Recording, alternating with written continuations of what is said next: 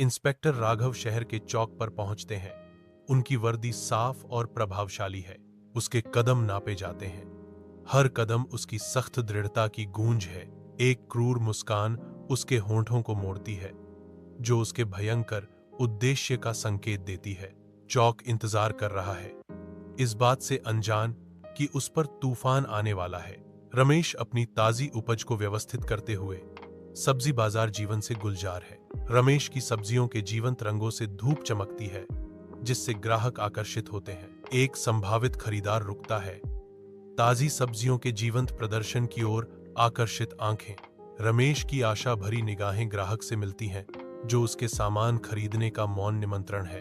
बाजार की जीवंत ऊर्जा उनके चारों ओर स्पंदित होती है। वाणिज्य और दैनिक जीवन का एक संगीत। भीड़ के बीच रमेश आशावादी बने हुए हैं, अपनी फसल का सर्वश्रेष्ठ देने के लिए तैयार है। हलचल भरे सब्जी बाजार में इंस्पेक्टर राघव रमेश की विनम्र दुकान की ओर दृढ़ता से बढ़ते हैं। इंस्पेक्टर राघव ने मांग की, रमेश भुगतान करो या आपका व्यवसाय प्रभावित होगा।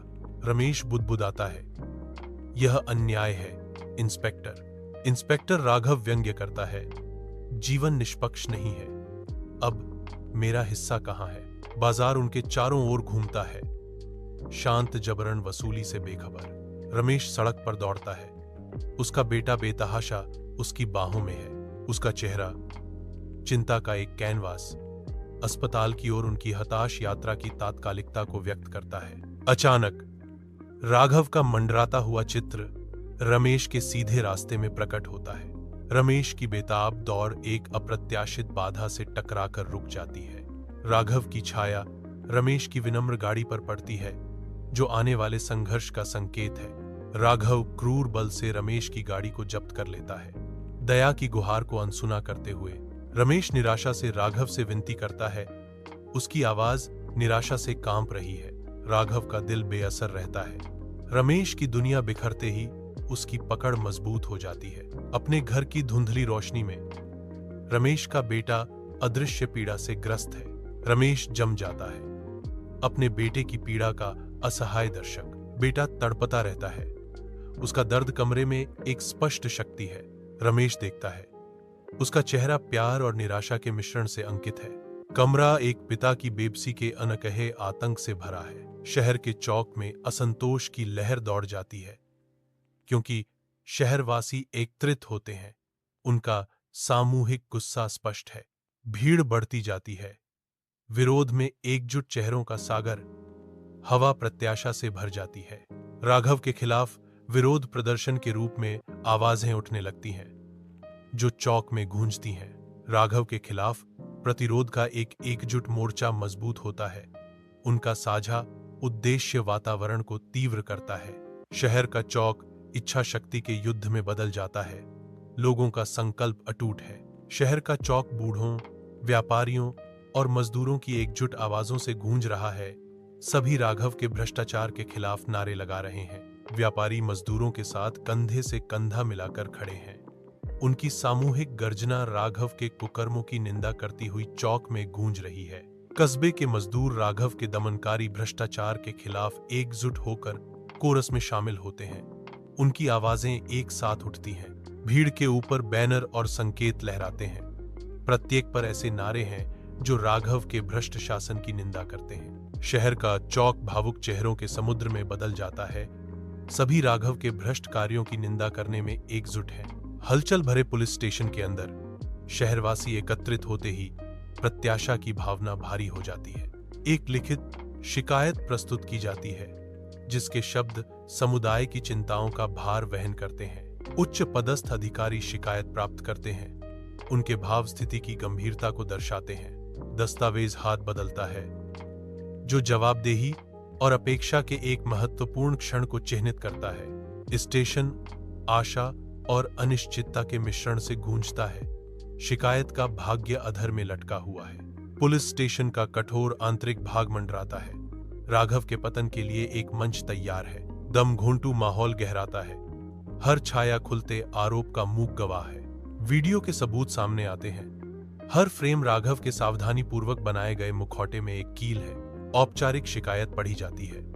इसके शब्द बांझ वातावरण में मृत्यु की घंटी की तरह गूंजते हैं। उसके कार्यों का भार नीचे गिरता है, जैसे जैसे सच्चाई निर्विवाद हो जाती है, दीवारें बंद हो जाती हैं। पुलिस स्टेशन के दिल में सबूतों के साथ राघव की दुनिया बिखर जाती है।